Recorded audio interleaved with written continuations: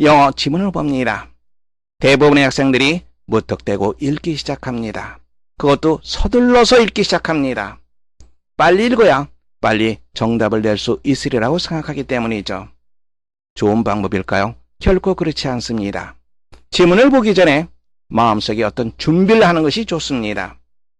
지문 유형에 따라서 그리고 문제 유형에 따라서 어떤 전략을 가지고 지문을 대하는 것이 중요합니다. 전략적으로 지문을 읽어라. 바로 이것을 여러분들에게 강조하고자 합니다. 선생님은 두 가지 측면에서 여러분들에게 전략적 독서를 강조하고 싶습니다.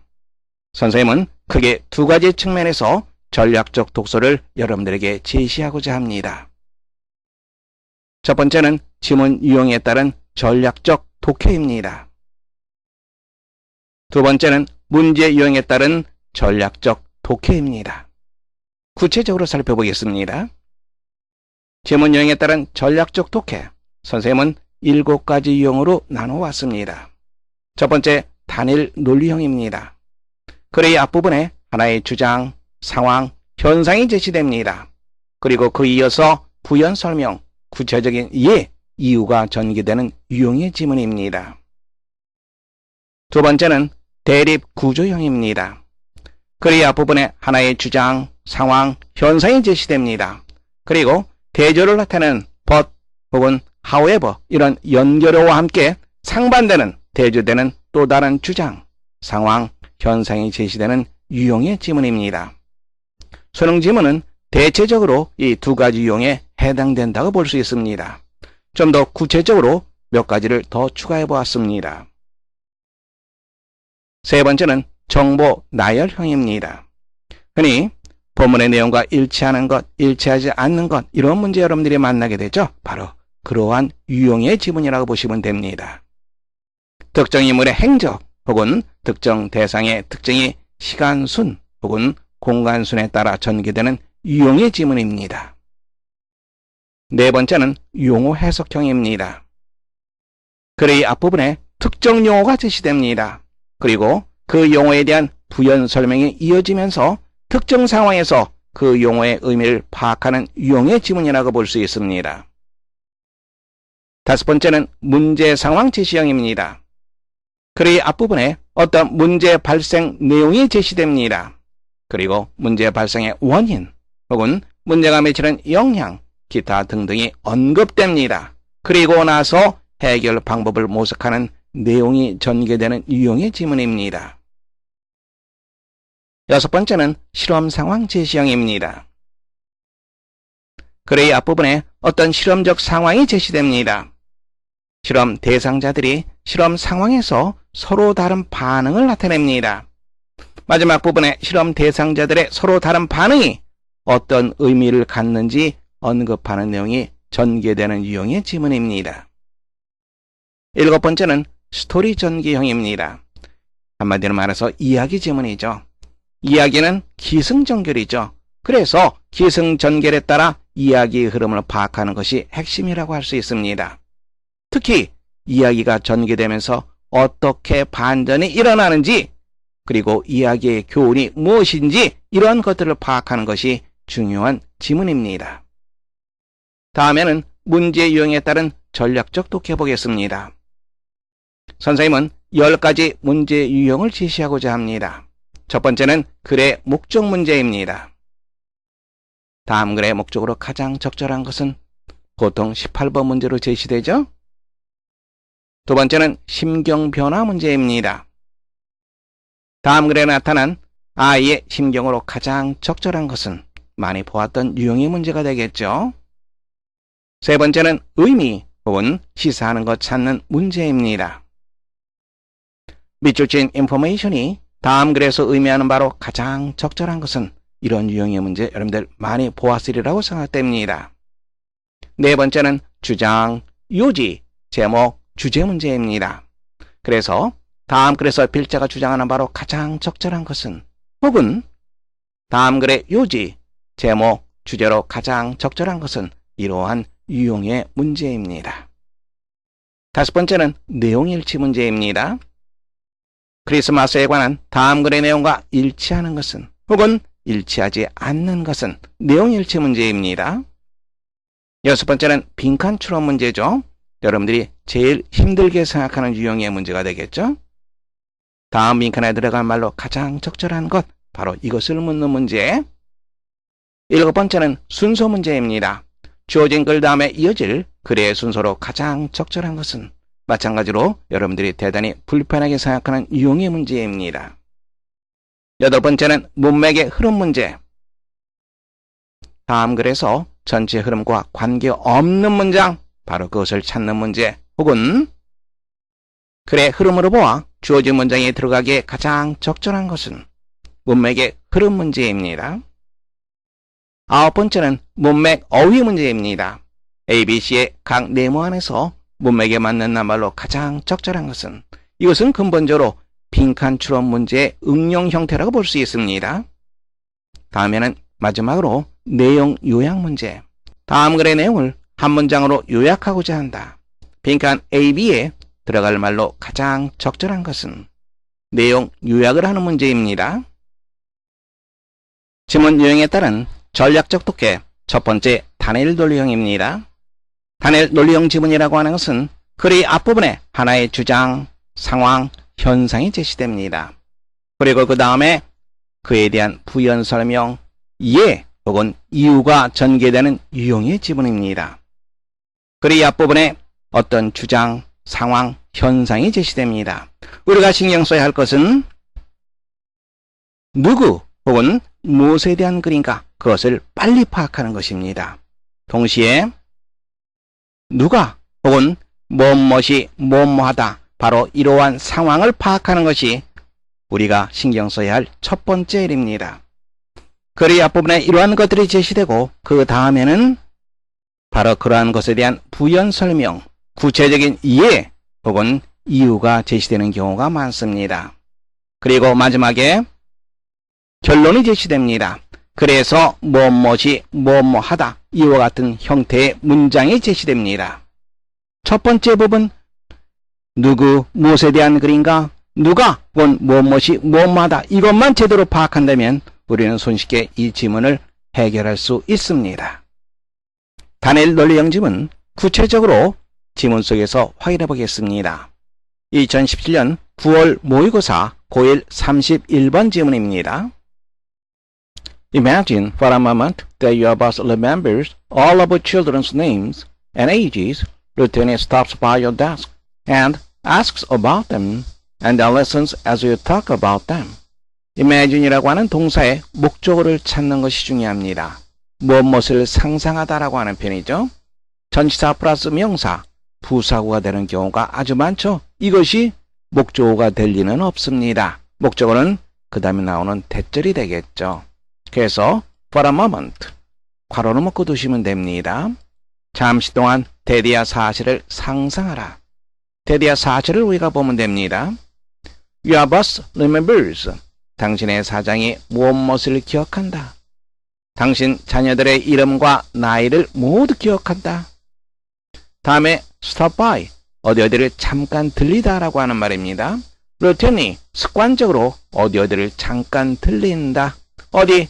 당신의 책상. 그리고 asks, 묻는다. 당신의 자녀들에 대해서 묻는다. And then listens, 그리고 귀담아 듣는다. As you talk about them, 당신이 그들에 대해서 이야기할 때, 첫 번째 문장을 보시면 언급되고 있는 대상, 바로 그것이 무엇이죠? 어떤 지문을 보게 되면 그 지문이 누구에 대한 글인지 혹은 무엇에 대한 글인지를 확인하는 것이 중요합니다.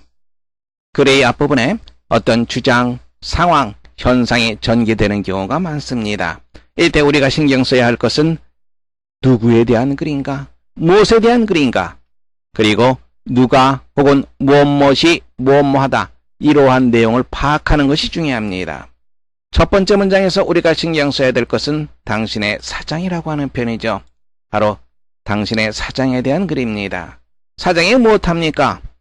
remember하고 stop by하고 ask하고 listen하는 그러한 사장입니다. 문장 계속 보겠습니다. Imagine that Sam Booth tells you about a skill you need to develop and offers an opportunity for you to be trained on their particular skill. 바로 그 동일한 사장이 당신에게 무엇을 말해준다. 어떤 기술, 당신이 개발할 필요가 있는 기술. 그리고 opens up, 열어준다. 무엇을 열어줍니까? opportunity, 기회를 열어줍니다.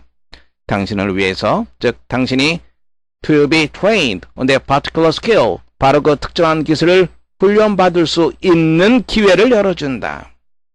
Imagine there is a death in the family. 가족 중에 사망자가 있다고 생각해봐라. And the boss, 다시 또 사장에 대한 얘기가 나왔네요. The boss has your company caramels for your family after funeral as a gesture of support. 당신의 회사가 식사를 제공하다. 장례식 후에 당신의 가족을 위해서 식사를 제공하게 하는 사장을 상상해보아라. 무엇으로써? A gesture of support, 호의의 표시로서 식사를 제공합니다. 장례식이 끝난 다음에 그런 사장이죠. 이 글은 your boss, 사장에 대한 얘기입니다. 어떤 사장? remember, stop by, 기타 등등 하는 사장. 그리고 tell, open, 이러한 사장. 그리고 caramels, 식사를 제공하는 사장. 사장에 대한 세 가지 예가 제시되었습니다. 그 다음 문장 보시면 all of these are real scenarios. 이 모든 것들은 실제 시나리오들이다. And guess what? 그리고 그 다음에 무엇이 일어날지 한번 추측해 보아라. All of us who engaged in these acts of care and concern have fiercely loyal employees. 문장의 주어는 all of us, 동사를 찾아야 되겠죠. 동사는 바로 여기 있는 have가 되겠죠. 그러면 어떠한 사장, 우리가 이렇게 해석을 해주면 됩니다. engage in, 무엇에 종사하다, 무엇에 몰두하다. These acts of care and concern, 관심과 염려의 행동, 이와 같은 관심과 염려의 행동에 몰두하는 모든 사장들은 무엇을 갖습니까? fiercely, 맹렬하게 충성스러운, 즉 대단히 충성스러운 직원을 갖는다. They have employees who absolutely do not mind going the extra mile for their boss. 그들은 어떤 직원을 갖는다. 어떤 직원입니까? Absolutely, 절대적으로 do not mind, 뭐뭐 하는 것을 꺼리지 않는다. extra mile, 추가적인 여번의 추가적인 먼 거리를 가는 것을 꺼리지 않는 그러한 직원들. 누구를 위해서? For their boss, 그들의 사장을 위해서. They enjoy going to work and voluntarily suggest creative ideas that save the company money and increase sales. 그들은 뭐뭐 하는 것을 즐긴다. Going to work, 직장에 나가는 것을 즐거워하고 voluntarily, 자발적으로 creative ideas, 창의적인 생각을 제안한다. 어떤 창의적인 생각? 회사의 돈을 절약하고 increase sales, 영업을 확장시킬 수 있는, 늘릴 수 있는 창의적인 생각을 제안한다. 이 글에서 제일 중요한 것은 무엇이었습니까? 이와 같은 사장들은 어떠한 직원들을 갖습니까? 바로 대단히 충성스러운 직원들, loyal employees. 이게 가장 또 중요한 표현이 되겠죠. These bosses influence the behavior of their team not by telling them what to do differently, but by caring. 이와 같은 사장들은 영향을 미친다. 그들의 팀원, 즉 그들의 직원들의 행동에 영향을 미친다. 그 다음에 어떻게 되어 있죠?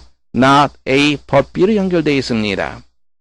그들에게 달리 무엇을 해야 한다고 말하는 것에 의해서가 아니라 무엇을 해야 한다고 말하는 것, 바로 그것이 무엇입니까? 바로 명령을 하는 거죠. 명령에 의해서가 아니라 by caring, 배려하는 것에 의해서, 관심을 갖는 것에 의해서 그들의 팀원들, 그들의 직원들의 행동에 영향을 미친다. 그럼 한번 보세요. 여기 있는 caring이라고 하는 것은 무엇과 연결되죠? 바로 loyal employees와 연결되는 거죠. 그리고 이러한 사람들 갖는 모든 사장들은 핵심적인 것, 그렇죠. 바로 care and concern, 관심과 염려를 해주는 그러한 사장들이죠. 그래서 이 세 개의 표현이 서로 연결되어 있다라고 문장을 볼 수 있습니다. 글 전체 속에서 글의 흐름 다시 한번 살펴보겠습니다. 첫 번째, 보스에 대한 얘기입니다. 이 보스의 특징은 직원들을 배려해주는 그러한 보스죠. 그 다음에 이러한 사장들은 충성스러운 직원을 갖게 된다. 부연 설명이 이어지고 있습니다. 그리고 결론적으로 그래서 뭐하다라고 할 때는 이러한 사장들은 명령하는 것에 의해서가 아니라 배려함으로써 직원들에게 영향을 미친다라고 하는 흐름으로 지문이 구조되어 있습니다. 문제 한번 보세요. 마지막 부분에 빈칸이 있죠?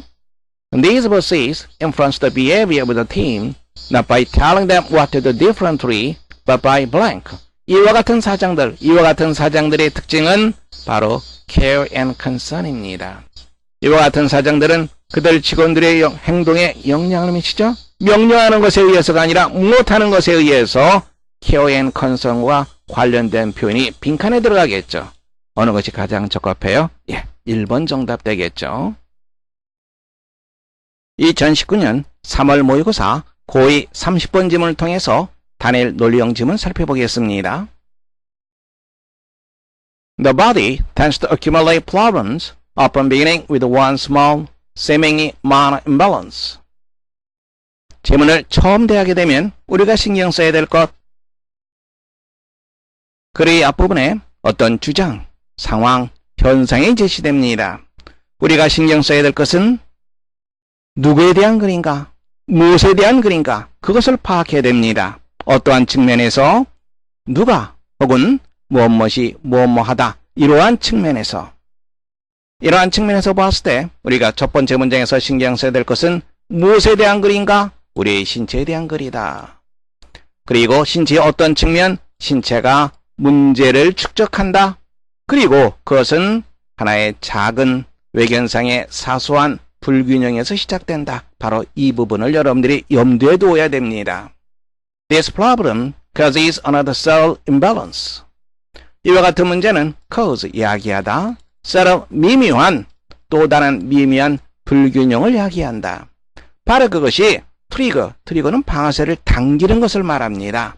다른 어떤 것을 유발하다, 촉진시키다, 야기하다 이렇게 우리가 생각하면 됩니다. 또 다른 무엇입니까? 임밸런스가 되겠죠. 또 다른 불균형을 야기하고 그런 다음에 여러 개의 좀 더 많은 불균형을 야기한다. 불균형이 계속해서 이어지는 거죠.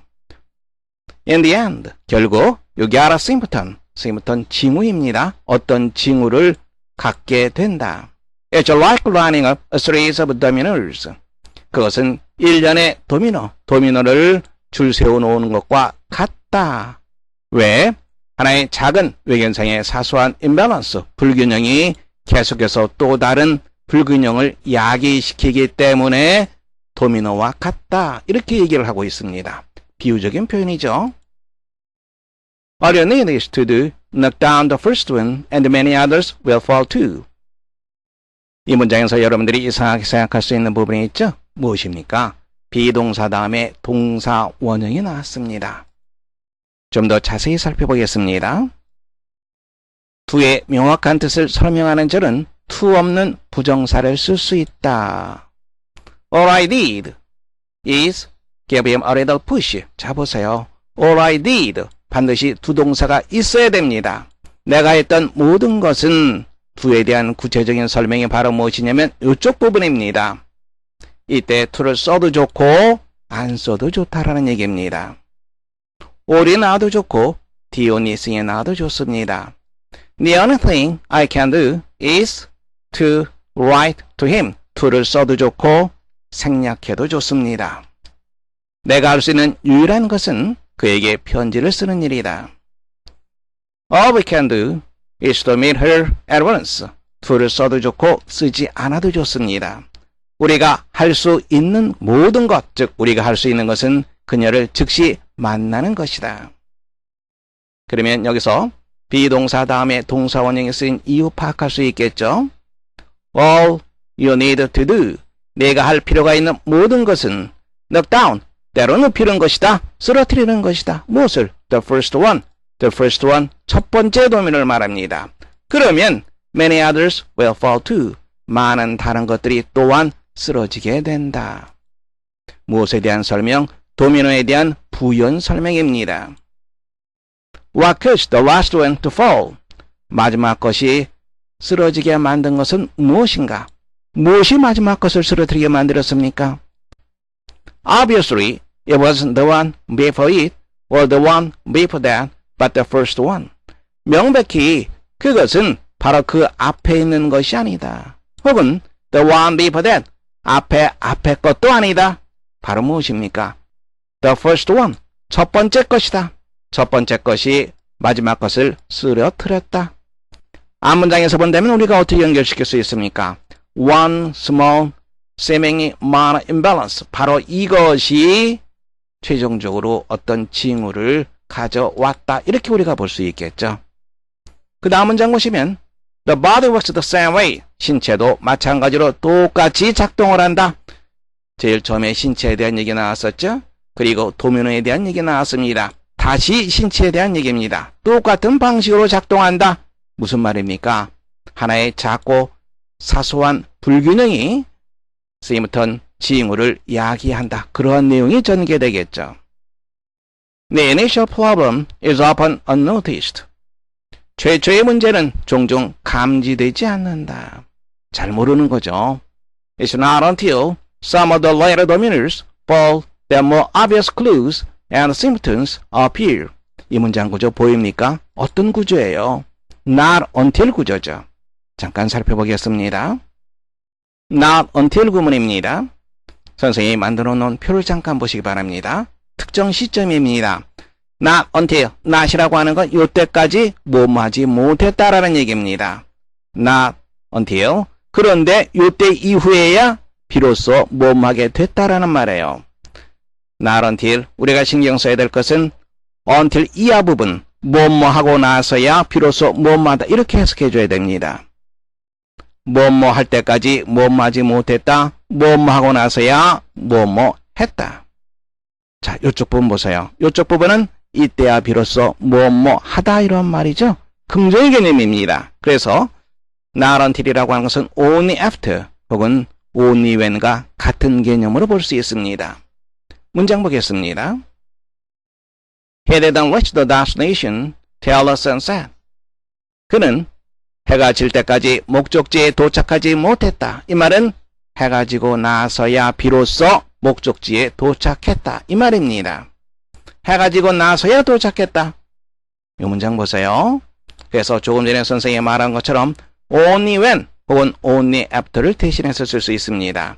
이때는 reached, 긍정을 써줘야 되겠죠. 해가 지고 나서야 목적지에 도착했다. 그런데 부정어 있죠? 그리고 till the sunset 합쳐져서 문장 앞으로 나갈 수 있습니다.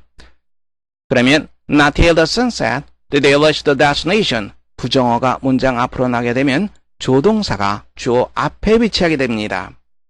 reach 일반 동사죠. 시제가 과거입니다. 그래서 did가 주어 앞에 위치합니다. did는 조동사, reach 당연히 동사 원형을 써줘야 됩니다. 여기도 마찬가지입니다.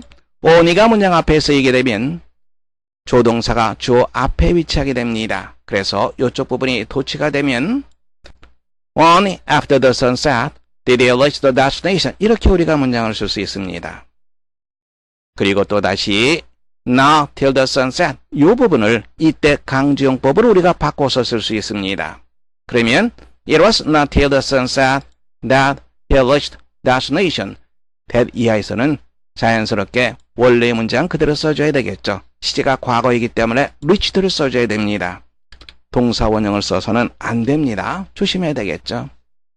이 부분도 마찬가지로 이때 강조용법으로 강조할 수 있습니다. 그러면 it was only after sunset that he reached the destination. 이렇게 우리가 문장을 쓸 수 있습니다.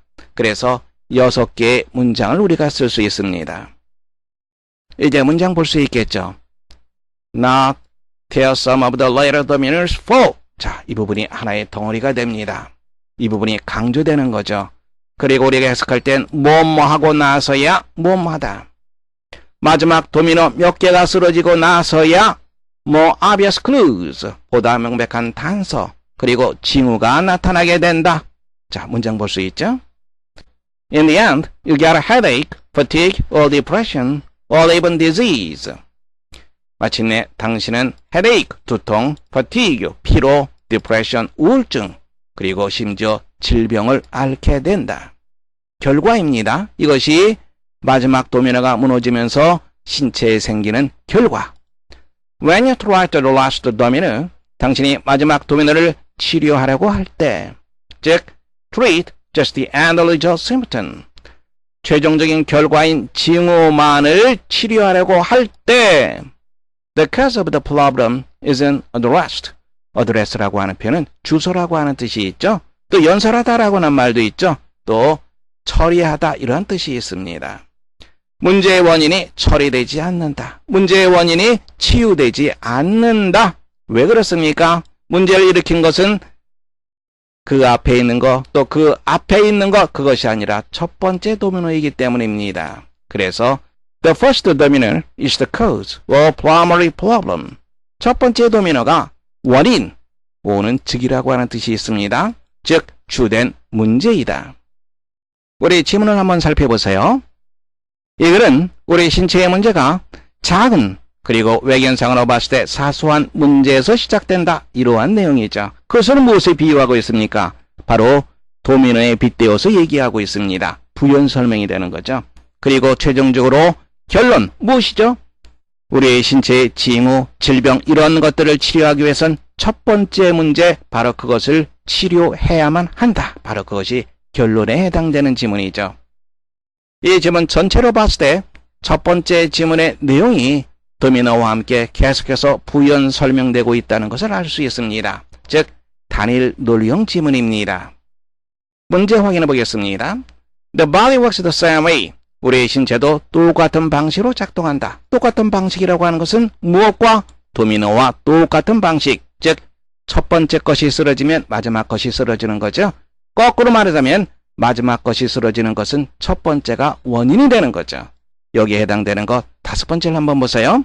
The final symptom stems from the first minor problem. stem from이라고 하는 것은 뭐뭐에서 유래하다라고 하는 말입니다. 첫 번째 징후는 첫 번째 사소한 문제에서 유래한다. 어렵지 않게 다섯 번째 정답할 수 있습니다. 이번에는 고3 모의고사 지문에서 단일 논리형 지문 확인해 보겠습니다. 2019년 6월 모의고사 20번 문제입니다. 지문을 대하기 전에 우리가 신경 써야 될 것은 누구 혹은 무엇에 대한 글인가? 누가 혹은 무엇이 무엇마다 이 측면을 파악하라고 얘기했습니다. 첫 번째 문장 보겠습니다. Learning a certain concept such as molecules requires more than just a single exposure to the idea. such as 뭐뭐와 같은 like 개념이 되겠죠. A molecule, 분자입니다. 분자와 같은 어떤 특정한 개념을 학습하는 것은 뭐뭐 이상의 것을 요구한다. 그 개념에 대한 단 한 번의 exposure, 노출입니다. 노출 이상의 것을 요구한다. 우리가 신경 써야 될 것은 학습하는 겁니다. 특정한 개념을 학습하는 것, 바로 여기에 초점을 맞춰야 되겠죠. 그런데 뭐라고 얘기했습니까? 바로 단 한 번 노출되는 것, 그 이상의 것을 요구한다. 이렇게 되어 있죠. 계속 보겠습니다. If a student is going to remember a science concept, 만일 어느 한 학생이 과학적 개념을 remember, 기억하고자 한다면 he or she should experience it multiple times and in various contexts. 그녀나 그것을 경험해야 한다. 중요한 표현 나왔죠? multiple times, 여러 차례. 그리고 또 어떻게? 여러 가지 문맥 속에서. 첫 번째 부분에서 글쓴이가 강조하는 것이 무엇입니까? 특정한 개념을 학습할 때는 multiple times, 여러 차례 반복해서 그리고 다양한 문맥 속에서 학습해야 한다. 바로 이 부분이죠. 그 다음에 전개되는 것은 multiple times 그리고 various contexts, 이것에 대한 부연 설명이 됩니다. This is one of the strengths of the learning cycle. 이것이 순환학습의 장점 중에 하나이다. 클론이 나왔죠. learning cycle에 대한 구체적인 내용이 전개됩니다. They shouldn't have direct experience with a concept. 학생들은 그 개념에 대한 직접적인 경험을 하게 된다. 그런 다음에 그것에 대해서 이야기를 하고 그런 다음에 they have even more direct experience. 좀 더 많은 직접적인 경험을 하게 된다. Reading, watching videos, and listening to other search contribute to a more solid understanding of the concept. 독서하는 것, 비디오를 보는 것, 다른 사람의 생각에 귀를 기울이는 것, 이러한 것들이 무엇에 contribute 한다, 기여하다. 그 개념에 대한 보다 확고한 이해에 기여한다. This suggests modern repetition. 이것은 반복하는 것 이상을 시사한다. 반복한다라고 하는 것은 여러 번 똑같은 것을 되풀이하는 거죠. 즉 여기서 말하자면 multiple times입니다. 그런데 또 무엇이 중요했습니까? various context. 다양한 문맥, 상황 속에서 학습하라고 얘기했습니다. 그래서 여러 가지 상황이 제시되어 있는 거죠. Each event. 각각의 사건들 무슨 말입니까? various context 속에서의 학습을 말합니다.